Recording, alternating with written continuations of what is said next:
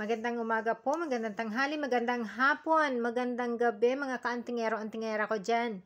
Halina ka po kayo dito sa aking maikling video.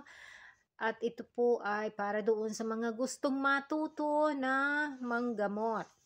So ito po, dito ay nag-offer ako ng mga informasyon na pwede nating magamit.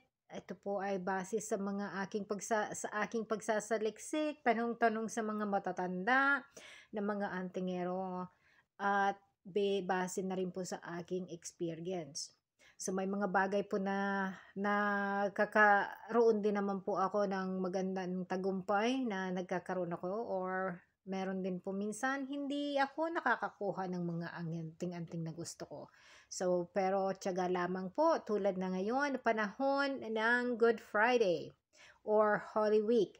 So, ito po ay mga panahon natin, ng ating pagkukolekta at ang pagsishare ng ating kaunting nalalaman or pagsishare ng ating mga koleksyon.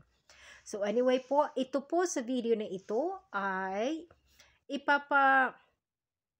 isi-share ko po sa inyo kung paano maka-achieve ng buhok ng tikbalang. Yun po, narinig po ninyo ha, tikbalang. Okay. So, hindi po madali, exciting po, nakakatakot po, very, very dangerous po. Pero kung meron po kayong sikmura at alam ninyo ang gagawin, pwede pong makaroon kayo. Pero pwede pong bigyan kayo. So anyway po, sa video na ito, ipapakita ko sa inyo or sa ko sa inyo kung paano ang ng buhok ng tikbalang.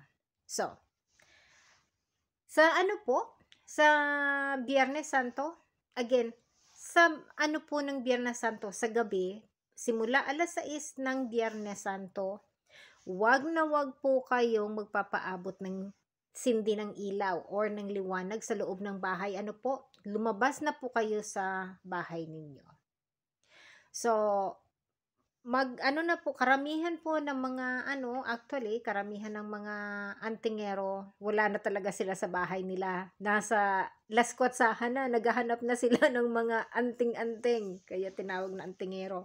So anyway po, talagang hindi na sila abutan ng sindi ng ilaw sa loob ng bahay kasi malayo na ang naabot nila. Karamihan baka hindi pa natin maabot.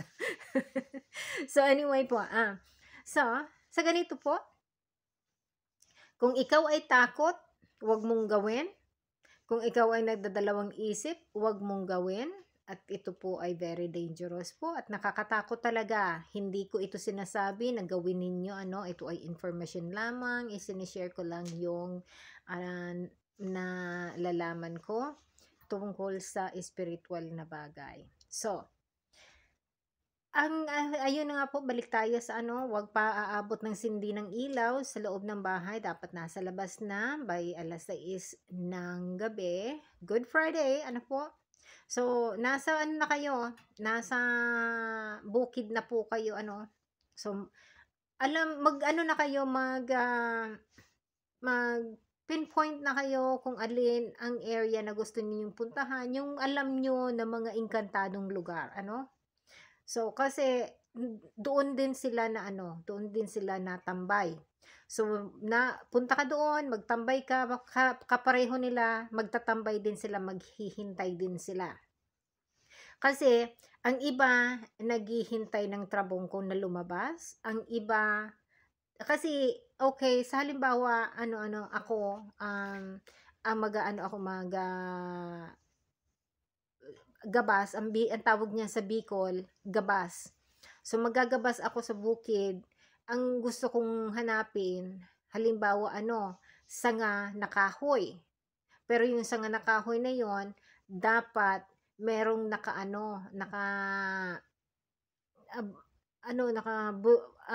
wrap na balagon. Tapos yung balagon na yon, dapat magliwanag siya pagdating ng midnight. So, kung kayo maggagabas, hindi ko alam kung ano nito sa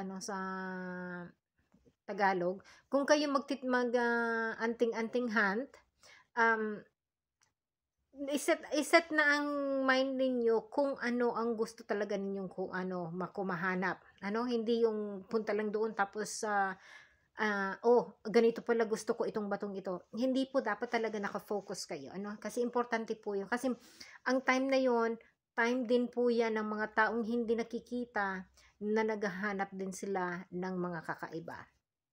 So, isa po tayo sa mga na naghahanap din kaya sama-sama tayo, tao at taong hindi nakikita. So, to make the story short po, ganito ang gawin. Naka-position ka na, alam mo na kung ramdam mo na sila kasi naririnig mo na ang ingay, naririnig mo na ang hininga, naririnig mo na ang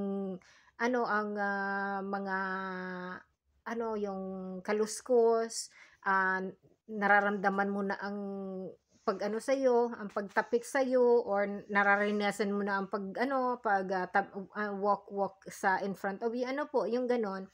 So, tapos may nag-ano na sa buhok mo, kasi po talaga yon yung discourage kanila kasi ayaw nila ng may kompetensya na human.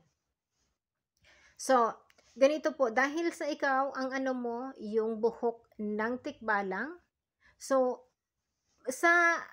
bago po magpatak ang alas 12 ng Good Friday, so, yung Good Friday po alas 12, bago umalis ang Good Friday, so, Good Friday po 11:59,